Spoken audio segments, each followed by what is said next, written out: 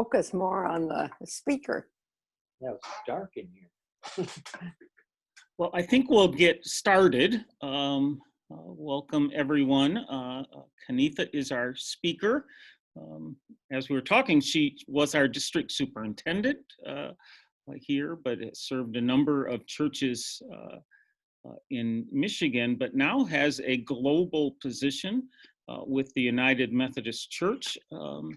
She is the Chief Connectional Officer for the Connectional table, which is just kind of a title that doesn't tell you much of anything.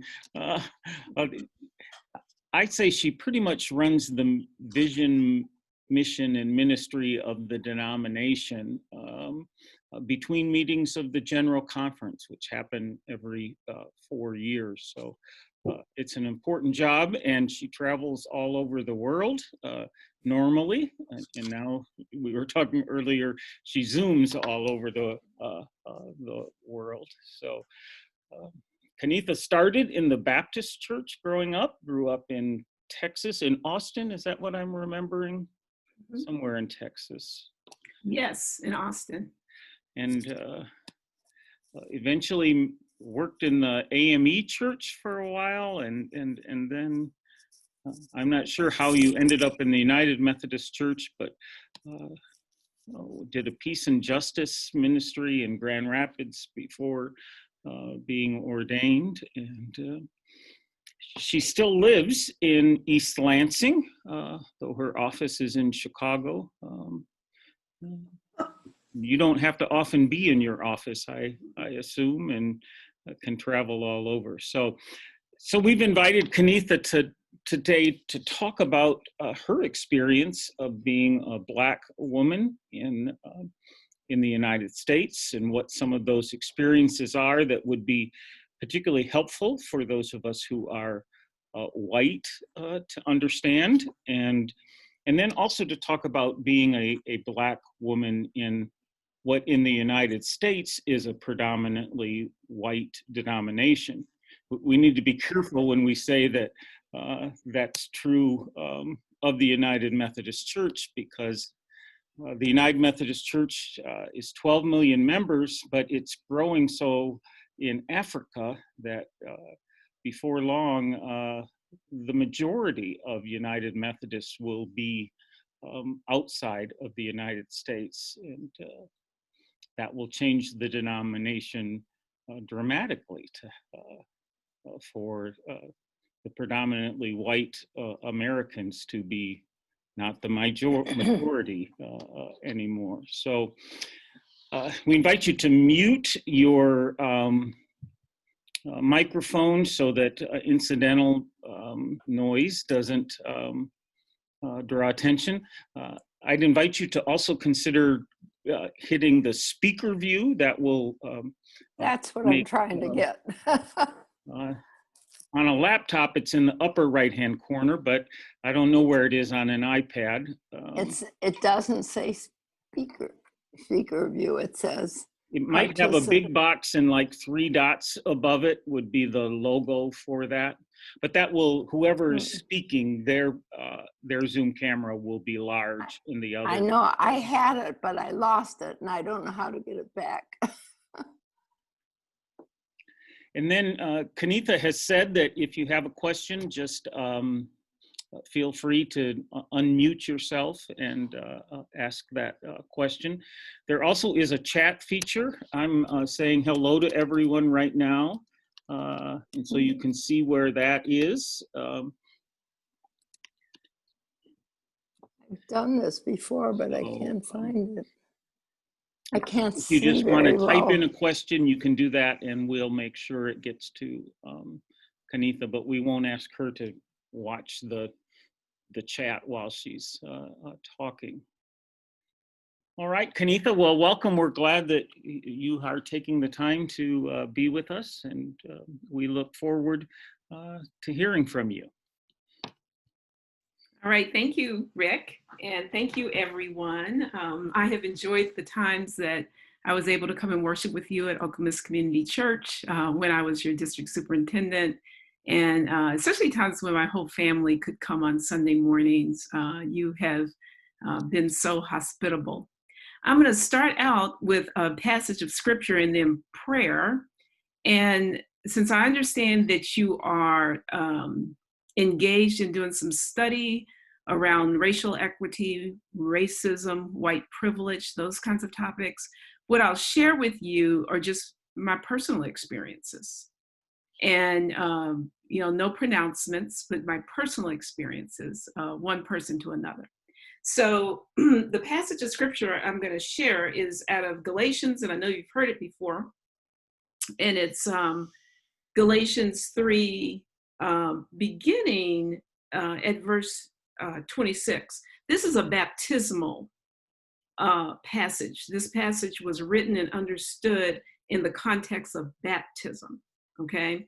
And the sacraments are very important to me in my ministry, and I'll tell you why, maybe as I go along. But in particular, the sacrament of baptism is what brings us into the church as one people. And, it is sort of a sign of our common humanity in Christ. So if you think about the writer of Galatians saying these words in the context of baptism, of unity in the body of Christ, of being brought into the family of Christ, and a degree of equality around being brought into the family of Christ. I want you to think about these words in that context. So it says, "For in Christ Jesus, you are all children of God through faith. As many of you as were baptized into Christ have clothed yourselves with Christ. There is no longer Jew or Greek. There is no longer slave or free. There is no longer male and female. For all of you are one in Christ Jesus. And if you belong to Christ, then you are Abraham's offspring, heirs according to the promise." So what he's saying there is by baptism, we become all one in Christ. That's a wonderful ideal. It's not how it's actually lived out. So I will start out with how I grew up. I'm from Austin, Texas, and I like to say that I grew up in Austin before Austin was cool. So it's not the kind of Austin you think of now. Not far from my house was kind of an unpaved dirt road at one point in front of my house. I grew up in Austin in segregation, and I didn't know I was growing up in segregation because I was fairly, in some ways, isolated from the rest of the world within my family. So I grew up where everyone in my neighborhood was African American. Every church we ever went to was an African American church. We were only allowed to go to one theater. As I grew up, it's called the Harlem Theater. As I grew up, I thought it was the only movie theater in town, but it was not. There were other movie theaters in town, but we African American people could not visit those theaters. A stark example of segregation that I share with people is that our family living in Austin, we would go when we were kids to the San Antonio Zoo. San Antonio is about an hour and 15 minutes, hour and a half away from where we lived. On those drives back, when we had to use the bathroom, we pulled over to the side of the road and used the bathroom on the side of the road. The reason for that was because we could not use public bathrooms in gas stations or places like that. As we were traveling. So I went to school with, I think good, passionate teachers who did their best to take care of us. But up until through the fourth grade, I was in schools that didn't have textbooks. The schools were completely segregated. When I was in the fifth grade, I was 10 years old. When Austin began to desegregate the schools through one-way busing. So what one-way busing meant was that Black kids were bused to white schools to desegregate white schools. White children were not bused to Black schools. What we encountered when we were bused to white schools was violence. Much of that violence was perpetrated by adults. And that's the piece that's most stark to me. Now that I have my own children, you know, I look at my son, with my youngest son right now is 12 years old, but I looked at him when he's 10, and I thought, that happened to a busload of elementary school kids. And what I mean is people screaming at us, telling us to go home, people throwing things at the bus, walking the gauntlet to get into the building. And then being in the building, and things would be fairly calm when we were in classrooms, but during recess or any time outside the classroom, we were threatened with violence. So that's how I grew up. I,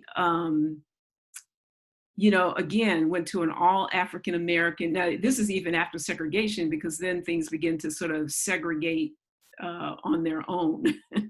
And so some of the schools that I went to over time became not all African American, I should say, but largely, you know, more African American over time as people begin to move their residents so that they would not be in community with African American people. So I believe that was probably my first encounter with racism. I grew up with it basically from the time that I was 10 years old.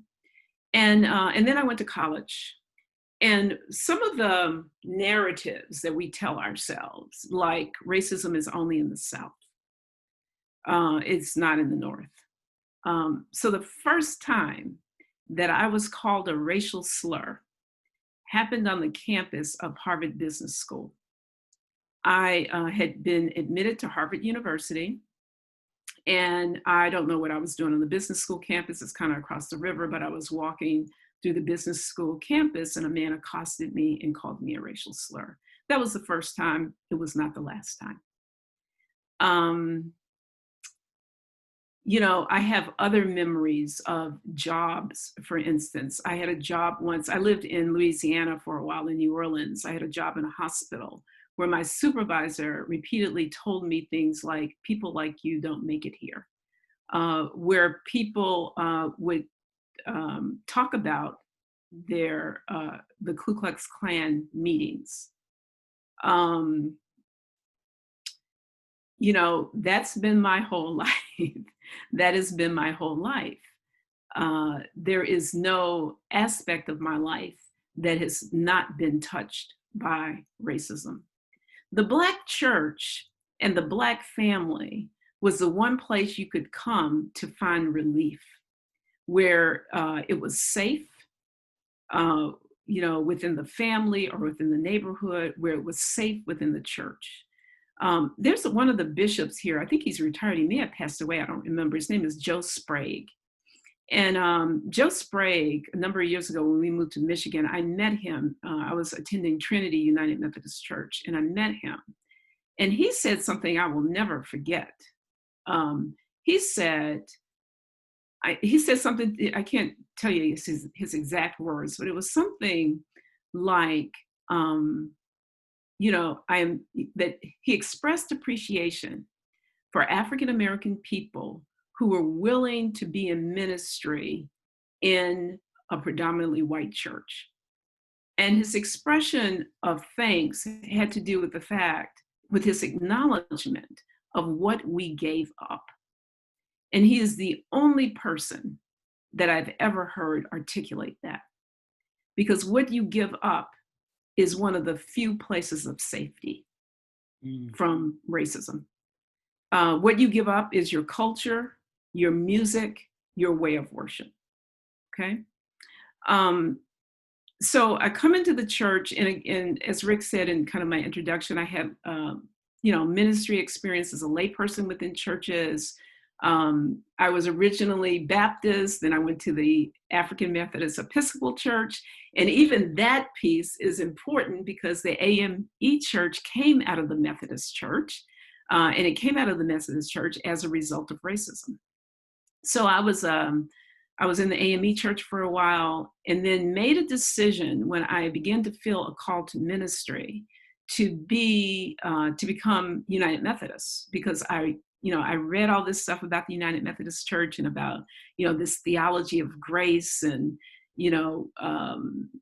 this sense that all people are welcome. So we moved around a lot in our lives, and we ended up in Grand Rapids, Michigan because of my husband's job change. And I started looking for, frankly, Black United Methodist churches and couldn't find one. And I looked and I looked and I looked. The only churches that I could find in the Grand Rapids area were predominantly white churches. What I did not know at the time was that in what was then the West Michigan Annual Conference, there was only one Black church, and it was down in the Battle Creek area, so it was too far for us to attend. So I began to attend white churches, and I attended Trinity and had a wonderful experience. But there was a lot that I gave up. And one of the pieces that I gave up was that feeling of having one place of safety. Because as an African-American person in the world, in this country, there is no place of safety. I went through the process of ordination and was assigned to my first church. And I walked in the procession of, that opening worship service when my first Sunday in my white robe, I walked down that aisle like I was getting married to Jesus. I was so happy. I was like, I'm so happy I'm in this church. And, and it was a predominantly white church. And I started doing ministry with, enthusiasm and joy. But I wasn't always met with joy. And that had to do with two things, or maybe three things. One, I'm a woman. Two, I'm Black. And three, I'm fairly progressive. So people left the church, right? And they specifically said that they left the church because of me, or they withheld their tithe. So this is something that that happens consistently with African-American pastors who are appointed in cross-racial, cross-cultural appointments into white churches. Members of the congregation withhold their tithes.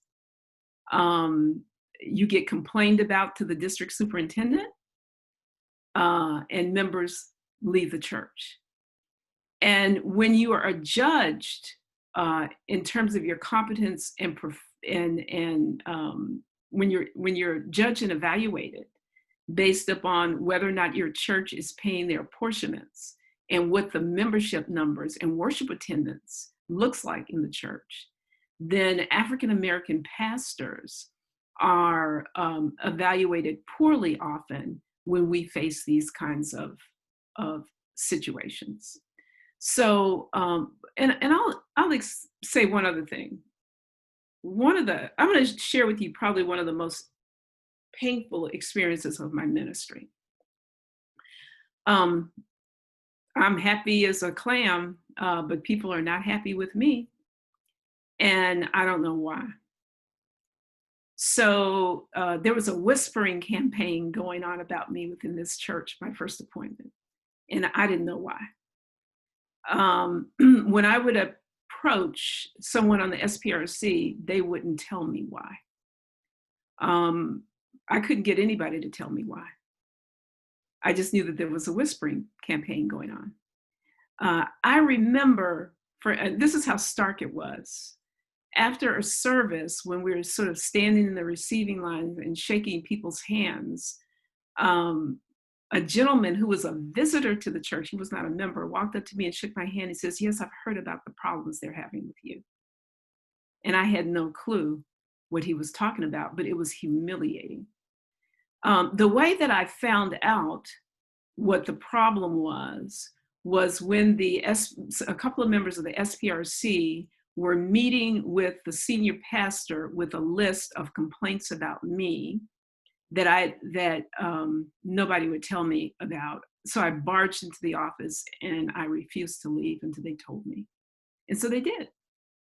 And what was so painful about that was not the complaints that they wrote down on the page.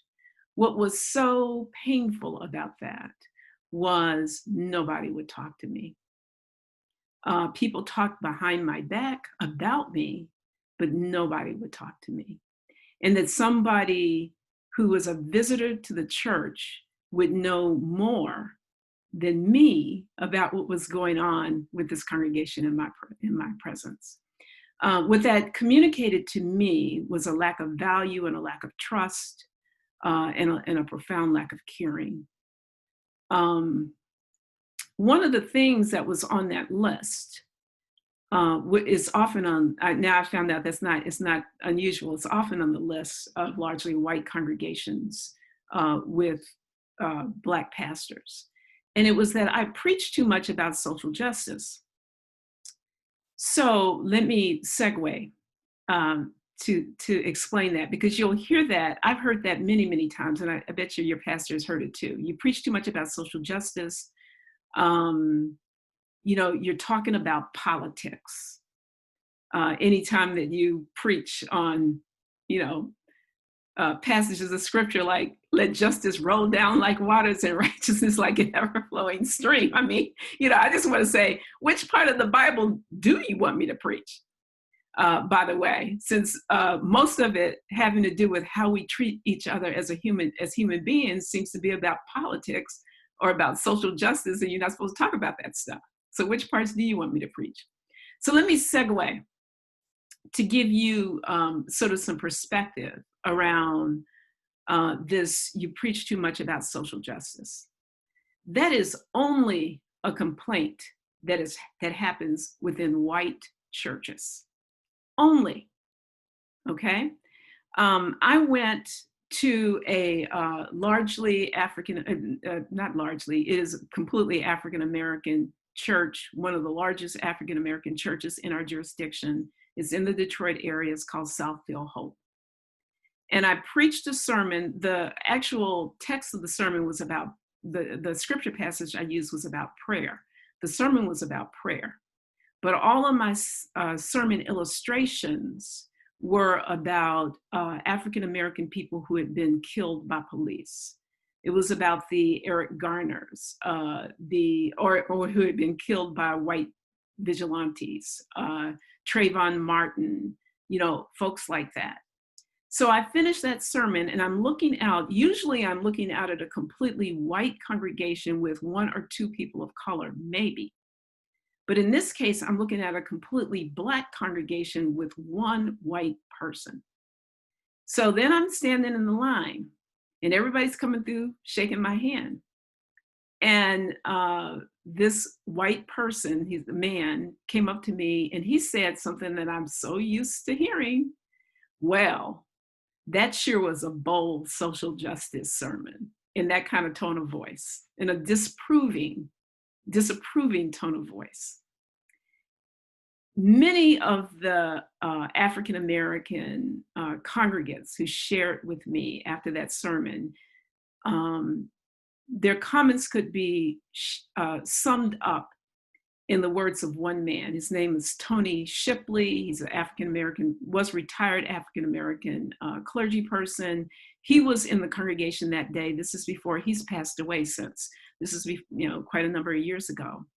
He said to me something that echoed the feedback of the other African-American members of the church. What he said was, that was the most pastoral sermon I have ever heard.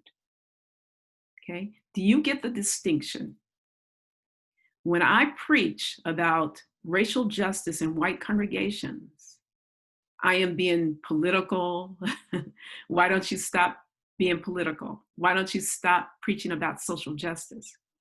When I preach about these things in a Black congregation, it's pastoral.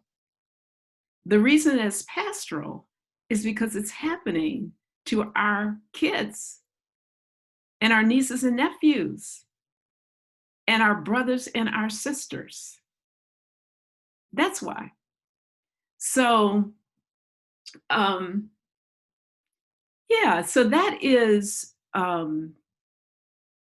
my general understanding is that in cross-racial, cross-cultural appointments, if you preach like that, you get punished by the congregation in various ways: withdrawal of money, withdrawal of presence, and direct complaints kind of punished. To continue to preach like that is, I believe, what prophetic witness is about. So, and I need to watch my time because I want to have some time for you all to have feedback or questions. I live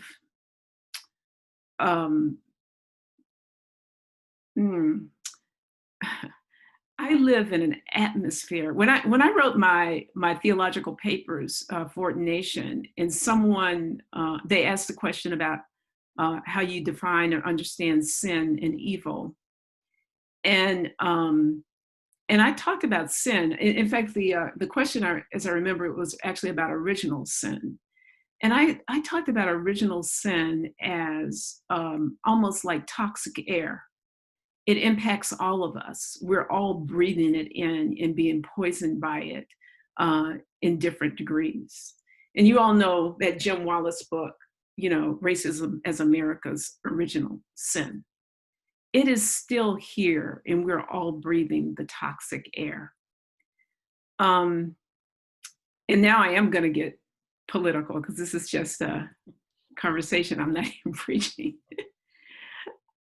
I want to talk a little bit about how I've experienced the last 4 years, because I think that we are on the brink of something different.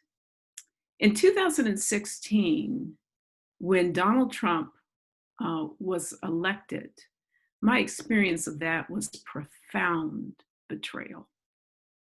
Profound betrayal. Because I knew that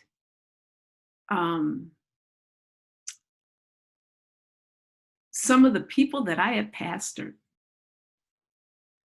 some of the people that I had served, to whom I had served communion and broken bread with, had voted for a man who was a self-avowed, practicing racist. And had done it for whatever the reasons. It'll be good for the stock market. Whatever the reasons, chose to overlook the blatant statements that he had already made and voted for him. What I experienced in that election was a profound devaluing of my life and of the lives of my children. As we have progressed along the course that anybody would have guessed we would have taken, we ended up with a debate last night in which the President of the United States refused to disavow white supremacy, and in particular, refused to disavow the most violent expressions of it. When he said of the Proud Boys, which is a violent vigilante group, when he said, stand back, but stand by. That's what he said. And now what I know is that there are United Methodists that in 2020 are still going to vote for him. I experienced that as a profound betrayal. And if there is any, some of the books I know you've read talk about white privilege. So I will tell you about the privilege I don't have. I don't have the privilege to be able to protect my children from that. I don't have the privilege of not being afraid when my kids, or if my kids get stopped by a police officer. I know we've gone through a lot of this stuff around police and, I don't know what to tell you, except there's something wrong with the system. My oldest son, who, he's a shirt wearing, bow tie wearing boy. straight up lace, he's been to your church. He got pulled over by police in East Lansing and held for 4 hours over a light being out on his license plate. This is a tactic used by police to pull usually people of color over some minor infraction, like a light bulb being out on a license plate, to hold people long enough for them to make any kind of mistake. Get out of the car, say the wrong thing, make the wrong move. And we have to teach our kids how to deal with that. That's a privilege that I don't have, to not have to do that. I have to explain to my kids why, when we had workers come into our house who happened to be African American, why I had to come home from work, because the police, Meridian Township Police, had one of those workers face down in my driveway with a man's truck that has the name of his business on the side of the truck. I'm gonna tell you one more story, just because I don't think people believe that this stuff really happens. When I was a district superintendent, we appointed 2 pastors from Africa to a local church in the Lansing District. I got a call, and the wife was hysterical. I needed to go by the church. I went by the church. The husband, who was a pastor, and they were living, by the way, in the church parsonage, which was on the property of the church. The husband was trying to fix a air conditioning unit. It was a window unit. So he's outside with his daughters. This family had like 5 kids, all girls, elementary, high school age. He's out with the daughters trying to fix the air conditioning unit.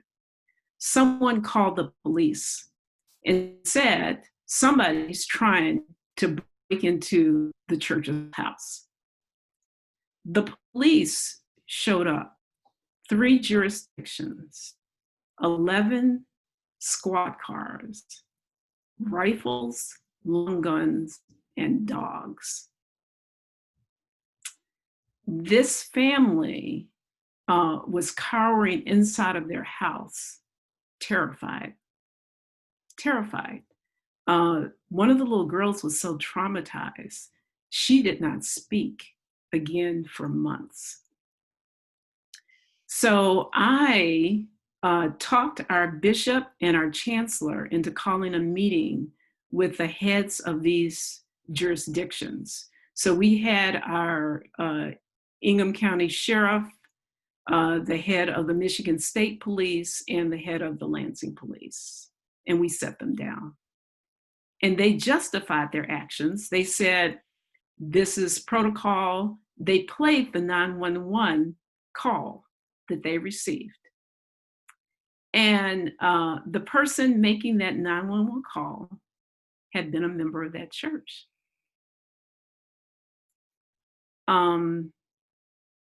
So when we had called that meeting several days after, and we all sat down. By the way, the sheriff, at one point someone made the comment, why didn't they come out? Because there were these bullhorns, come out of the house and all this stuff. And I was very grateful that they did not come out. I think they could have been killed if they had come out of that house.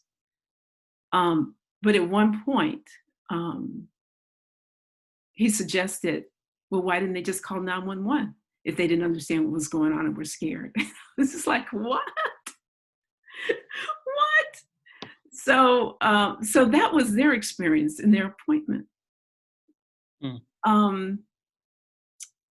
So we had this big meeting with all of these folks. I think that was on a Thursday, and we had invited the pastors to come to the meeting, and they didn't show up, which I was very surprised, but we went through the meeting anyway. And then I go home after that meeting, And a friend of mine was there, and she's standing in my driveway. She had been and she's sobbing. And I discovered that her cousin had been murdered that day. So I took her home. I drove her home, got somebody else to help get her car back. She was too excited to be, too upset to be driving. So then I get another call. And this is why the pastors had not shown up. This woman had been murdered. It was a domestic violence situation. She had been shot. This pastor of this church, during our meeting, at the time of our meeting, had been driving through South Lansing. A woman with blood all over her comes running out in front of this van, bangs on her door, bang, bang, help me. He opens the door, starts to try to help her. The husband comes around the corner and shoots this woman in front of him. And guess what? The police come and they arrested him. So that's why they didn't show up for the meeting. So, I don't know. I share these experiences because these are experiences of my real life. One of the things that I'll say, and then I'm going to stop because I want to have you all have some time. And boy, I really did go 40 minutes, my God. Is right now, most African-American people are dealing with trauma. I am. Watching what happened to George Floyd, to Breonna Taylor, what is happening in this election.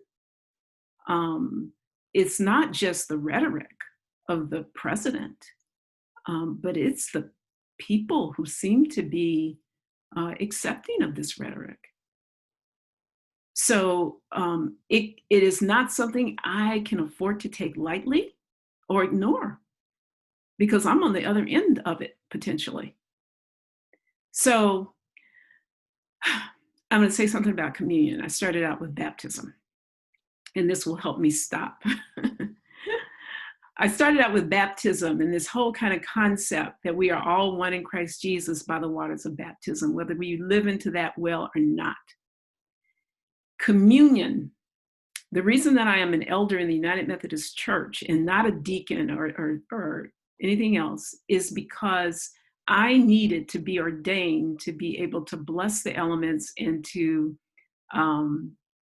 bless and consecrate the elements for a congregation. It is a very important sacrament to me.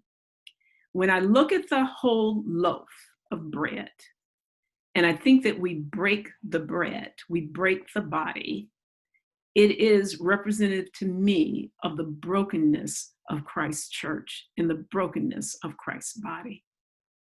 But when we eat the bread and take the cup, it represents to me the hope of the coming back together in the union in the body of Christ. If we can somehow cross those barriers and be in ministry with one another and to have compassion for one another.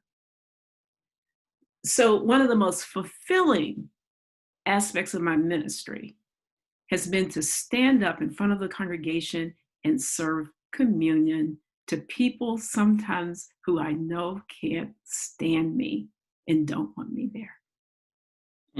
To break the bread and drink the cup, for me, is a ministry of reconciliation. So that's all I got. Thank you. Thank you, Kennetha. That was powerful. For me, it was helpful to hear of local experiences, because I think we often think, oh, that happens in Minneapolis or other places, but to hear about police in Lansing and Meridian Township, and so it's not an out there in other places, but for us to start recognizing it's here in our own communities. And as a woman, I've seen it in Meridian Township. A little taste of what you've seen. Yeah, because they're very bigoted here. Just, you wouldn't think it would be like that here, but it is. I'm sorry, they're misogynistic and they're bigoted here. That's kind of the culture that makes a white man want to be a cop. And a lot of times is those are the people that are drawn to be a cop because they want to be a bully. And that's a whole culture that needs to be changed. Kennetha, I have a question about your growing up. So how did your parents teach you to live in that segregated world where, you know, you couldn't use the restrooms or go to the, you know, I just can't imagine raising my children having to instruct them on how to navigate through that kind of hostility. I don't think that my parents really had to do anything because we were so constrained. I mean, I honestly, for a large part of my childhood, thought that there was only one movie theater in the whole city of Austin. I really did. And I thought everybody used the bathroom on the side of the road. So I didn't know that I mean, my first interaction started, as I said, when I was in the 5th grade. And I can look back on those experiences and see the segregation. And I can also see the harm in it because it meant, you know, my mother educated us. Our schools did not educate us. My mother educated us. So, I mean, we went to school, but that's not where it happened. I mean, you know, she also advocated, and I also say that when we got into predominantly white schools, they had a system there called tracking. And so we were automatically put in the non-college material track. You know, I would write papers and people would tell me, you didn't write this, your mother wrote this, and, you know, that kind of stuff. You know, but my mom was my biggest advocate and our biggest advocate. And she advocated. You know, she advocated for us when she had to, but when we were little kids, we didn't know any difference. It was actually what I'm trying to say about that experience is actually, I think the children growing up now in more mixed cultures are probably experiencing more trauma than I did as a child. You know, I have to say that your whole presentation was extremely sad for me. I have a number of African-American friends, and they've told me, you know, how they've experienced this. But I think yours was much more direct and much more, like Pastor Rick said, in our community. And it's just appalling. Yeah. Yeah. When I was in college, I took a course on police. It was a sociology course. And what we did in the course was we watched training videos. And this was a lot of years back, but the training videos were really interesting. It was really, I mean, if you watch the training videos, you go like, oh, I get now what the problem is. The other thing that whole situation with those pastors, there was never a question. Those officers never asked the question around the validity of the call in the first place. Now, people are starting to ask questions after the situation that happened in Central Park in New York with this woman calling the police on a Black man who was bird watching. People are starting to ask questions about that kind of behavior, but that's been going on for a long time because that's how you do it, right? You call the cops and say, Black man trying to break into the church's house, and you get 3 jurisdictions and 11 squad cars and dogs and long guns. So that's how you do it. And, you know, so it's, you know, I'm hoping that there's some awareness that there's something structurally going on in our society. But I'll tell you something, even, I don't know if you've read the book, The New Jim Crow by Michelle Alexander. and it talks about the criminal justice system, and the way the criminal justice system works, and how you end up incarcerating a huge number of Black and brown people, how you end up recreating conditions of slavery, basically. Excellent book.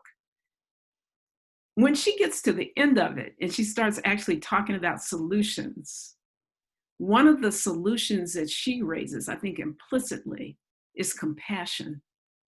You cannot treat other people like this if you have compassion. And so if I have to think about what is the work, sure, we need to educate ourselves, but this is just, some of this I look around and I go, this is just a matter of common human decency and compassion. This is not rocket science. That to me, to racism is based upon, and white supremacy is based upon the devaluing of another human being and the lack of compassion. Now my question is, where's the church? Because as long as you can't preach this, you can't talk about this stuff in most churches. You can't talk about this in most churches. Then how does the church grow, and how does the church become a beacon and a witness in the world? If we can't even talk about it. So I commend you all for showing up and for even, engaging the conversation. Well, and I guess that's the question is, do you have suggestions about what we can do as a congregation? Well, so I know you've been doing book studies, and I would continue, part of reading books and listening to people like me is to get a different viewpoint of reality. Mm-hmm. And I think the biggest piece for people to understand is the structural and systemic nature of this, right? It's structural. So this whole kind of thing, like when they talk about police and everybody wants to go, maybe it's one bad police officer or whatever. What we need to look at is, and it's not like all police officers are bad. That's ridiculous. They're human beings just like us. But if you look at it, you got to begin to question the structures that make these kinds of things happen. What I would have hoped for that situation with, the state police and Lansing police and the the sheriff's office, is that they would begin to question and look a little bit deeper when they get calls like that. That they would begin to think about proportionality. And, because if somebody had been trying to break into that house and steal the air conditioning, then potentially somebody could have died over somebody trying to steal air conditioning, So, and that wasn't what was happening. They lived there and they were trying to fix the air conditioner. So I think being aware, challenging things, and then I go back to, this is about compassion, and it's about, that sermon that I preached at Southfield Hope, caring for people. That wasn't a sermon about social justice that I preached that day. I preached a sermon, it was pastoral care.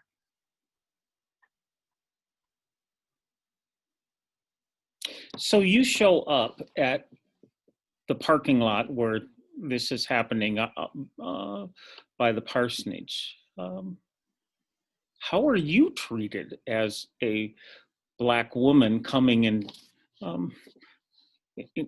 Did they respect you, or were you suspicious to them as well?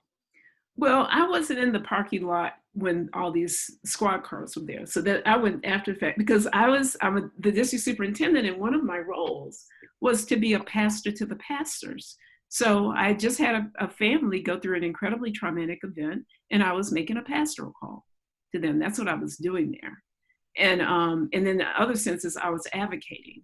But when I show up in these places, oh man, I don't know what to tell you. Because, you know, the other thing is that I've showed up in places as a district superintendent where I was not safe. I was Right. not safe. One particular church conference that I had to do, I called the bishop from my car and I said, it's not safe here. I'm alone and I'm in an isolated place. And what do I do? And the bishop said, back your car up and leave. You know, so, and then I started learning how to, you know, not go to certain conferences alone, but yeah.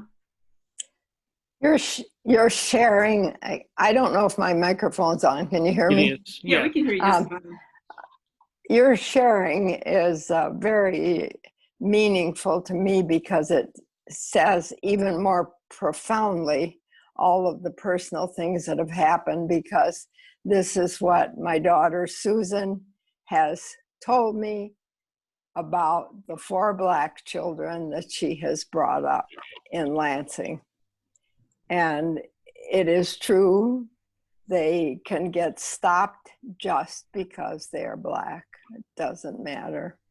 So thank you. I took notes and I shall surely share them with Susan. Right. Her partner actually is involved right now with racism. That is her job. So I just thought that you might know Nicole Springer. So she really wanted to hear you. Maybe you can speak at their church sometime. I mean, on Zoom. But thank you so much. It's just heartrending. Yeah. I want to thank you for your openness and your trust in us to even come and talk to us. Right. And I am curious as to, both personally as a congregation, what you would suggest as a focus. What can we focus on right now? Because a lot of it is overwhelming. It's an extra rough year and a rough few months. But from your perspective, what is it that we could focus on to help the systemic and the structural aspects now to do this better? Right. So I would start with, I mean, there's a lot you can do. I mean, my hard thing about a question like that is I could go on for 30 minutes. First of all, doing anti-racism work within your church, seeing how it looks, you know, what does racism, white supremacy look like? What does it really look like? You can do that by reading some books.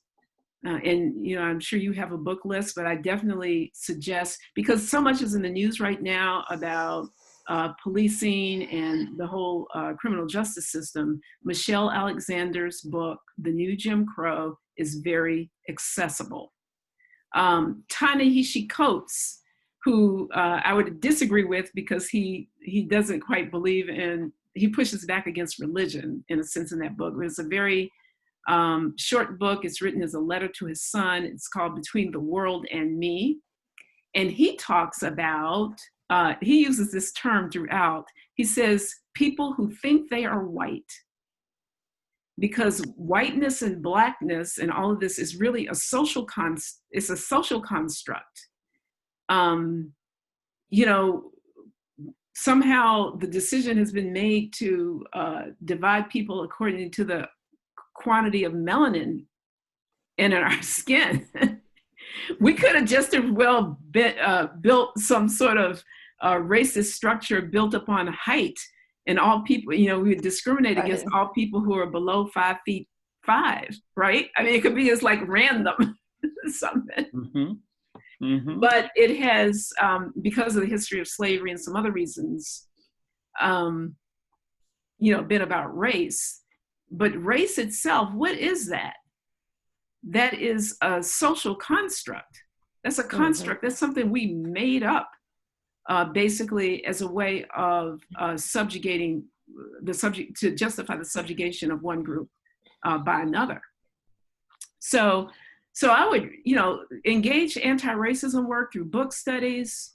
I think that the next several months is going to be really, really important because we are on the brink of violence. We're already in the midst of it. I kind of feel these days like the frog in the water.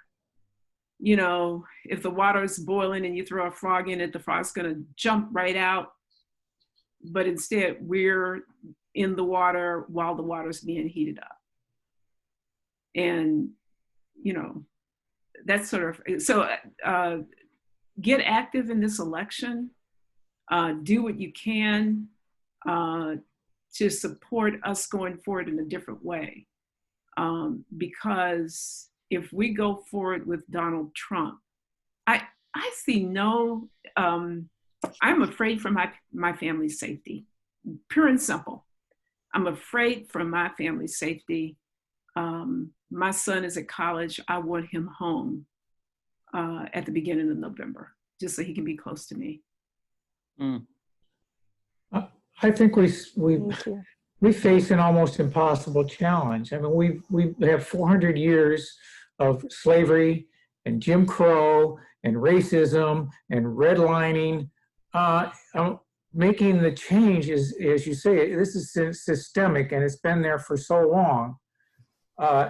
It's going to take a huge effort to make the change, and there are still many people who are willing to align with the racism, and it's so disheartening at times.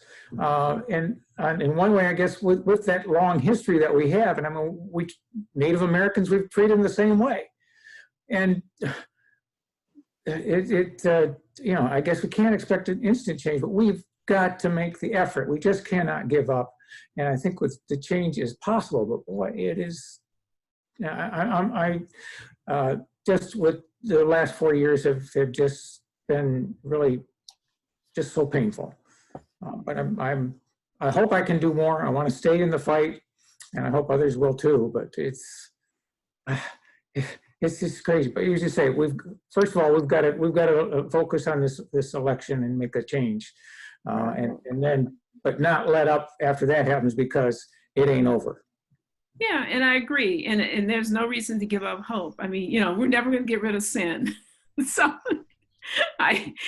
we aren't, but we can get better. I mean, I do think that's possible. I don't, you know, I don't have the option of giving up. Yeah. So I don't have the option. I think it's good to realize that people will be uncomfortable. I know I wrote down a quote I had come across that based on the racism is an ordering force in life in this country. Then working to dismantle it will shake the order that we've been accustomed to. Yeah. And I think that's something, you know, we've been doing a little extra study trying to do better.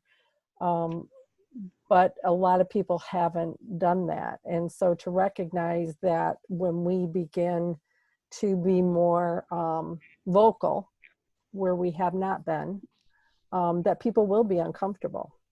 And we'll have to find ways that we can somehow make sure that we can go through that and still maintain the journey and still work to dismantle this. Yeah. So do any of you sing in the choir? Yeah. Mm-hmm. Oh, look at there, a couple of hands went up. So you know how, you know, you got a choir and you got different sections, and you'll put, you know, your really good, you know, sopranos here and there, and so because they help the rest of the choir sing right. And if you're somebody like me who can't carry a tune in a bucket, I definitely want to stand next to somebody who's going to help carry me. To me, that's a great image for leadership around this, that you all can stand next to others and improve the way the whole choir sounds. Right? So that it's not for naught that leadership can come from all kinds of places. And it's really important. What I really care about is I just want our church to be different. I want our church to have a prophetic voice around anti-racism work. That's what I care about. It breaks my heart when I think United Methodists are okay with racial violence, you know, because that's what got invited last night. Mm-hmm. That was an invitation to racialized violence from the highest office of the land. And I don't want our church to think that's okay. How long have you been living in East Lansing? We came here in 2006, I believe. Okay, so you've been a long time. Yeah. Are you familiar with Edgewood United Church? Yeah. And Truman Morrison, I'm not sure when he died, and Eleanor, both are gone, but they certainly led a strong group of quite different than what you're describing in church. Yeah. And my experience is that kind of church. I was in Edgewood for a while because I knew them as a teenager, and my Jackson church, a congregational church, was very much that way. And I've also been meeting in the last couple of years with a couple of police groups, because it's an offshoot of those people that I'm talking about, and the Hannah Senior Center. And obviously I'm way behind in understanding where other people are at, because my experience has been rather narrow in terms of there's always been Black people in my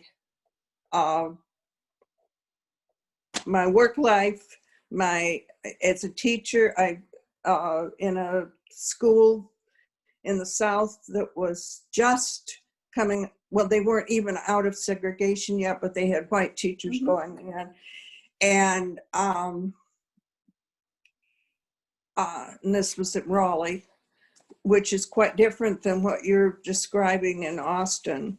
But Texas has been quite different than North Carolina, even though everybody thinks they're both Southerners. But the police that your son met with, he was stopped by the East Lansing police, or and it was the East Lansing police that kept him for 4 hours. And I've met with the East Lansing police with others, asking them questions. I wasn't entirely satisfied, and obviously the whole group of police were not there. I think this needs to be reported to the appropriate people if it hasn't been. Has it? Or would you like me to communicate with them? That was a while back, Susan. So no, you don't need to do that for us. Well, I'm surprised. How long ago was it? Is your son a lot older now? Yeah, he's older now. So that was several years back. Because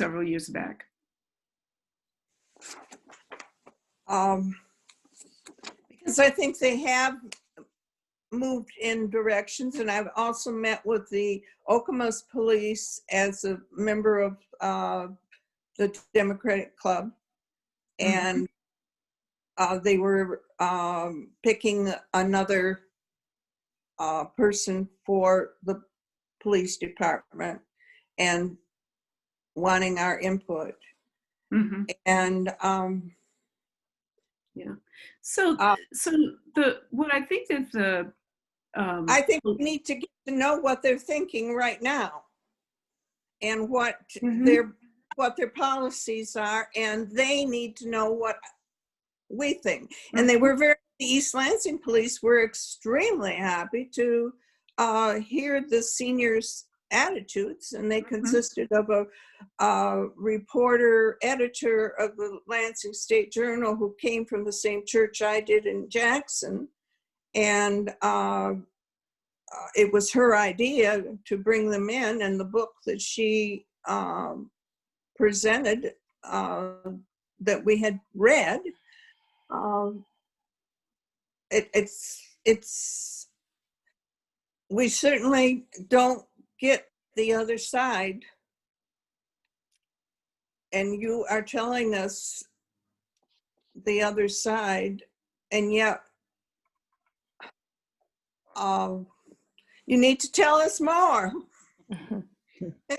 Well, but I don't, because there's plenty telling you out there, right? So I have two very good friends who are African American, who are one is in Lansing, one is a neighbor of mine here in Hazlet, and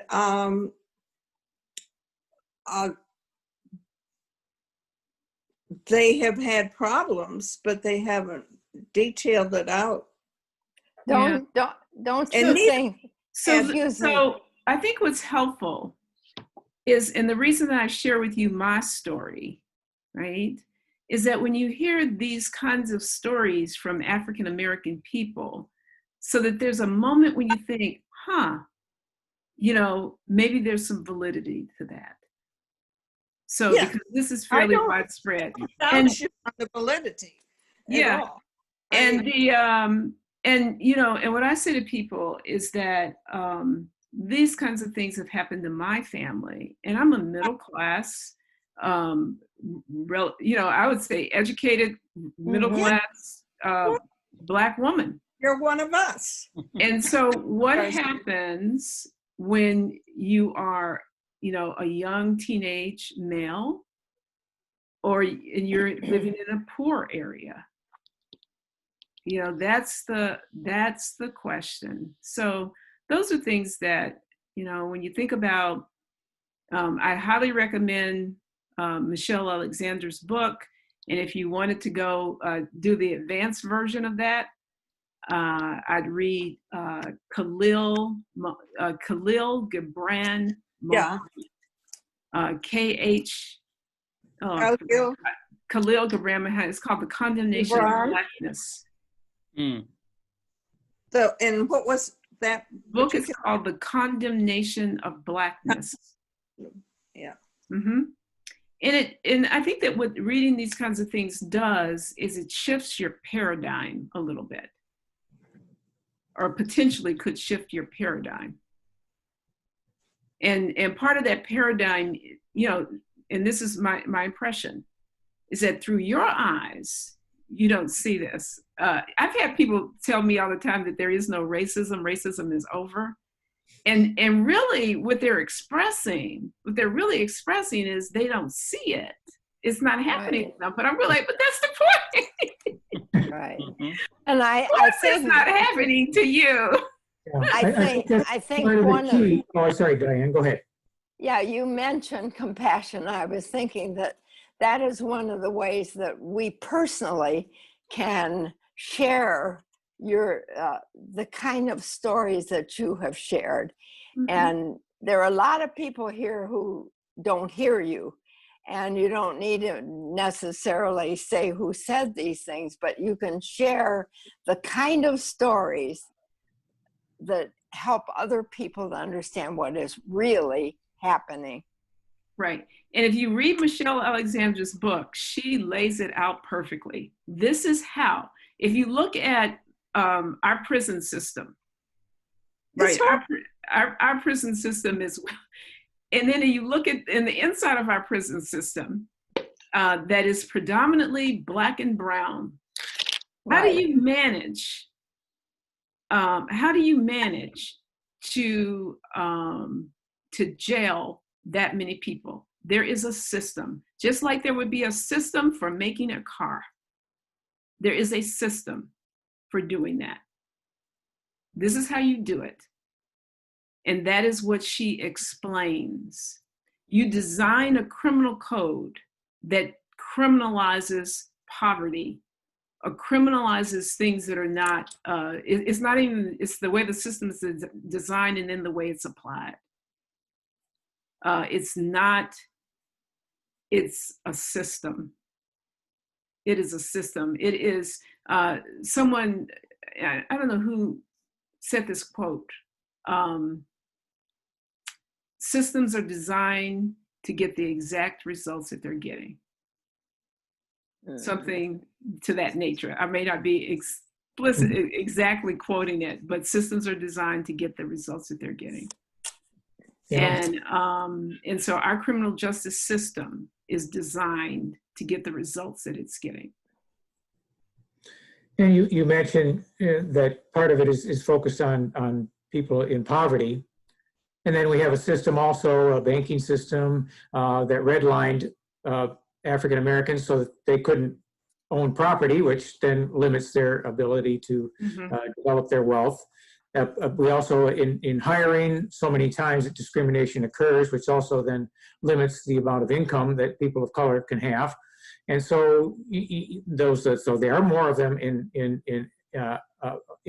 poverty, which then just adds to that. And laws, drug laws that are not as severe for people who have one drug problem, but another drug problem that may be more predominant in an African American community. That's the one that gets the most penalized. So yeah, just so many ways in which that system works against people that were Black and brown. Mm-hmm. And you mentioned banking and housing and all of that. Wealth is generational. And if you look back on some of the history of white on Black violence, the Tulsa, they call it the Tulsa riots. It was it was a massacre of people. The communities that were attacked were more affluent Black communities. They were communities where people were in business. Those are the communities that were intact and where people were murdered and houses and businesses were burned down. So this is not, all this stuff is not accidental. It's built upon an ideology. And what I think as church people, we have to be careful about the degree to which the ideology that supports this begins to look like our theology. And I heard, I was in a meeting with a pastor recently, a white pastor, who said something astounding to me. He said that his biggest challenge as a pastor right now was combating Christian nationalism. Can you define Christian nationalism? This sort of idea, this sort of melding of nationalistic ideology with Christianity, so that in its most extreme form, the nation or the state or some expression of the state replaces God. Okay? Which in its extreme form is what happened in Germany. I don't know if y'all watched the movie, it's on Netflix, The Boy in the Striped Pajamas. And it was a movie about, on one hand, it was a movie about a family where the husband gets a new job. Well, his new job happens to be as being a commandant of a concentration camp. So they go to the concentration camp and they're living this normal sort of middle-class life. And, every now and then there's this horrible smell that comes, and he tells them that they're burning trash over at the factory. And they, that's how they treat it.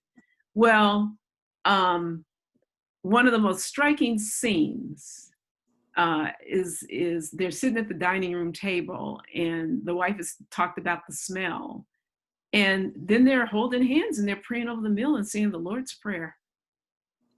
That's Christian nationalism. There is no disconnect between my Christianity and what's going on over in the, factory next door. So my hope is really for the church is that we don't allow hateful ideologies to become the center of our faith, or that we don't so divide ourselves that I can be this way over here and still be this way over here on Sunday mornings. right?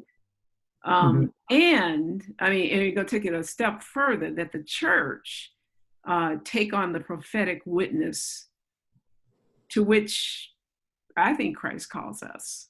Yeah. You know, that's what I read in the Bible, but you know, that's and that we not get confused. Yeah. So, you know, love the Lord your God with all your heart, all your mind, and all your soul, and love your neighbor as yourself. And then, you know, the story of the Good Samaritan, who is your neighbor. You know, that's our witness. And the degree to which we can live into that under pressure, right? Because if you start talking like this, you know, somebody's going to not like it. In fact, probably a whole bunch of people, you know, it's, you know, sometimes I think I'm in denial. I read the Bible a lot, and I have for years. And I go like, Kennetha, you really don't believe this, do you? Because it says things in the Bible, like when you are persecuted for my sake, when you are persecuted. I expect to not ever be persecuted. What do you mean? Yeah. You know, when it says in Isaiah, when you walk through the fire, you shall not be burned. You know, I want a nice, comfy, you know, electric blanket, not a fire. But the church, to be the church, especially in this day and age, is going to be walking through fire. It's not going to be sitting with a nice, comfy electric blanket. It's just not. There's too much evil in the world. Yeah. I think part of the challenge is some churches that focus just on the saving of the soul and not on the social justice message from Jesus. Yeah. And Well, how do they get that focus in that direction as well? That's because of the division between sort of this body and spirit thing, that the ways that some people interpret, especially, you know, the letters of Paul.